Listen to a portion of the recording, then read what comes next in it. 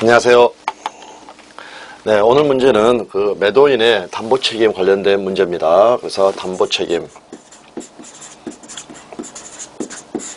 그래서 이제 먼저 문제를 보시면 갑은 을 소유의 건물을 병에게 매도하였으나, 그래서 갑하고요 병하고 지금 매매 계약을 체결했고요. 그 다음에 이 건물의 소유자는 지금 을이 되겠습니다. 을 소유의 이 건물 매도하였으나 그 소유권을 취득하여 병에게 이전할 수 없게 되었다. 이에 관한 설명으로 옳은 것은, 그래서 이제 뭐 정답 자체는요 우리가 그 표에 의해서 알고 있는 것 때문에 그게 간단한 부분입니다. 근데 나머지 지문들까지 전부 다 좀 정확하게 파악을 해두자. 먼저 우리 간만에 569조하고요 570조 조문 한번 확인 한번 해보도록 하겠습니다.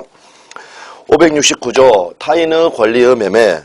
매매의 목적이 된 권리가 타인에게 속한 경우에는 이 계약이 유효하니까요 그 약속을 그대로 지키라는 겁니다. 그래서 매도인은 그 권리를 취득을 해서 매수인에게 이전하여야 한다. 그런데 이전할 수 없게 되었을 때 그때 처리하는 부분이 바로 570조 타인의 권리의 매매, 매도인의 담보책임.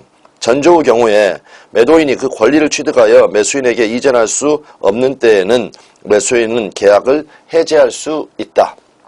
그러나 매수인이 계약 당시 그 권리가 매도인에게 속하지 아니함을 안 때에는 손해배상을 청구하지 못한다. 그래서 여기서 이제 조문을 보고 알 수가 있는 게요. 우리가 담보책임 내용에서는 대해손이 있었는데 대금 감액은 일부자 들어간 거. 그래서 일부 타인 권리의 매매, 그 다음에 수량 부족, 일부 멸실. 근데 여기서는 지금 감액이라는 이야기는 안 나오니까요. 대금 감액이라는 건 있을 수가 없고요. 그 다음에 매수인은 계약을 해지할 수 있고, 그 다음에 악의인 경우에는 손해배상을 할 수 없다고 했으니까 손해배상은 선의만 가능하고, 그 다음에 악의도 해지할 수가 있다. 그래서 전부 타인 권리 매매에 해당하니까 숫자로는 이자가 되겠죠. 이자. 그래서 전부 타인 권리 매매에서는 악의인 경우에도 해지할 수가 있다. 그랬고요. 이제 1번 보시면 병이 계약을 해제를 하려면 계약 체결일로부터 1년 내에 행사해야 한다. 이 1년 내라는 부분이 잘못됐죠. 그래서 이제 권리의 하자에는 제척기간이 1년입니다. 1년인데 중요한 것은 제척기간 자체가 없는 게 있었죠. 어떤 게 없습니까? 2월 14일 발렌타인데이 때는 통금이 없었으면 좋겠다. 그래서 제일 위에 있는 그 다음에 일수용, 전부 타인 권리 매매와 담보권 실행의 경우에 있어서는 제척기간이 없다. 방금 우리가 읽었던 조문에서도 제척기간이 없죠. 그렇기 때문에 1번은 잘못됐다. 다음에 2번 계약 체결 당시에 이 병이 악의인 경우에도 병은 이 계약을 해지할 수가 있다 하면은 맞는 부분이 되겠죠. 매수인이 악의인 경우에도 이 권리를 취득하여 이전할 수 없게 됐을 때에는 계약을 해지할 수가 있다. 그래서 이제 맞는 부분이 되겠고요. 다음에 3번 매도인 갑이 선이었다면 이전할 수 없다는 걸 몰랐다는 거죠. 갑과 병의 계약은 원시적 불능으로서 무효이다 하면은 X가 되겠죠. 그래서 원시적 불능 같은 경우에는요, 우리가 뭐라고 했냐면 원객전이라고 그랬습니다. 원객전. 그래서 4월 1일 날 계약 체결하는데 3월 1일 날 벼락을 맞아가지고요. 이미 원시적, 객관적이란 말은 무슨 말입니까? 이 매도인뿐만이 아니라 그 누구도 이전할 수 없게 되는 그러한 경우가 됐다. 그러면 이 경우에 있어서는요, 이거는 갑의 주관적인 사례라는 겁니다. 그래서 전부 타인 권리 매매 같은 경우에는 원시적, 주관적, 전부 불능 이렇게 이야기를 하는 겁니다. 그래서 원시적 불능 같은 경우에는 이 경우에 원시적 불능 언제만 발생하는 겁니까?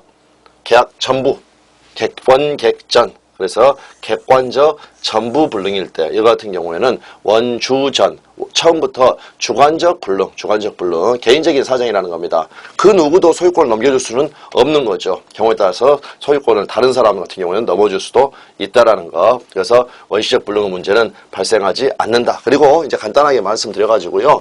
담보 책임으로 가는 경우에 있어서는 원시적 불능을 무효로 하는 것, 그 다음에 계약 체계상의 과실 책임이라는 것 있을 수가 없다. 네, 그 부분 알아두시면 되겠고요. 그 다음에 이제 4번 판례가 직접적으로는 우리 시험 범위는 아닙니다. 하지만 모의고사랄지 문제집에서는 자주 거론이 되는 아주 유명한 판례입니다. 그래서 이 판례는 그냥 참고로 이렇게 하나 알아두시면 된다. 이렇게 생각하시면 되겠습니다. 지금 이 경우에요. 갑의 귀책 사유로, 지금 여기서 갑이 매도인입니다. 매도인 갑의 귀책 사유로 건물이 소실되었다. 그러니까 갑이 잘못해가지고요, 이게 전부 다 불타버렸다. 그랬을 때 병은 채무불이행의 일반 규정에 의하여 계약을 해지하고 손해배상을 청구할 수는 없다 하면은 X가 된다는 겁니다. 이 지문에서 가장 핵심 단어는요, 이 일반 규정입니다. 일반 규정. 그 말은 무슨 말이냐? 이 일반 규정에 대비를 해서 담보책임, 매도인의 담보책임, 여기는 특별법이라고 생각하시면 됩니다. 특별법. 그러면 만약에 병이 악이라면요, 병이 악이라면 계약은 해지할 수는 있지만 손해배상을 청구할 수는 없게 되겠죠. 담보책임을 물어가지고 방금 우리가 570조에서 봤처럼 병이 악이라면 담보책임으로 물어가지고는 손해배상 청구가 안 된다는 겁니다.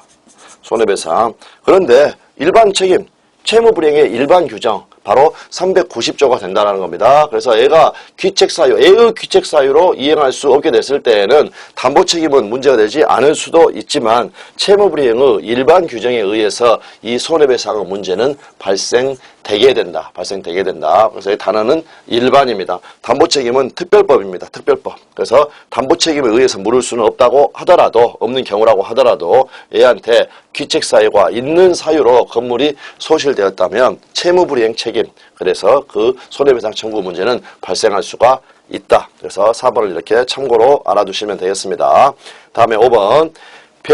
매수인 병이 갑의 기망에 의하여 을의 건물을 갑소유 하시는 것으로 알고 매수 의사 표시를 한 경우에 만약에 병이 을의 건물인 줄 알았더라면 매수하지 아니었을 것이라는 사정이 인정된다. 이 경우에는 사기를 이유로 그 의사표시를 취소할 수가 있다. 그래서 이제 이 부분이요, 바로 사기와 담보책임의 문제입니다. 사기와 담보책임.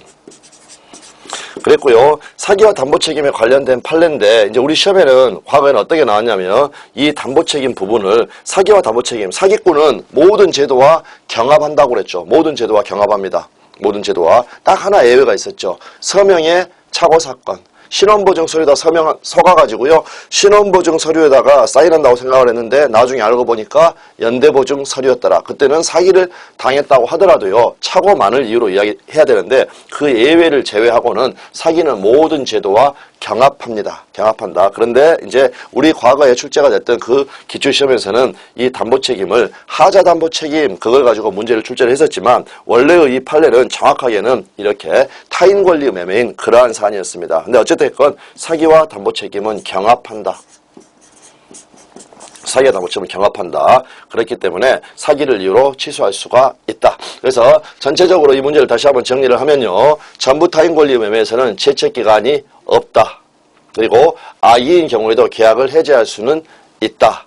그랬고 원시적 불능으로서 무효가 되는 경우에는 그 경우는 그 원시적 객관적 전부불능일 뿐이다. 전부불능일 뿐이다. 그러니까 우리 간단히 말씀을 드리면요, 갑이라는 애가 을의 건물을 병하고 매매계약을 체결했다는 겁니다. 그런데 만약에 처음부터 을은 절대로 이거 소유권을 넘길 그럴 가능성이 없었다 하더라도요, 이 타인권리 매매는 무효가 아닙니다.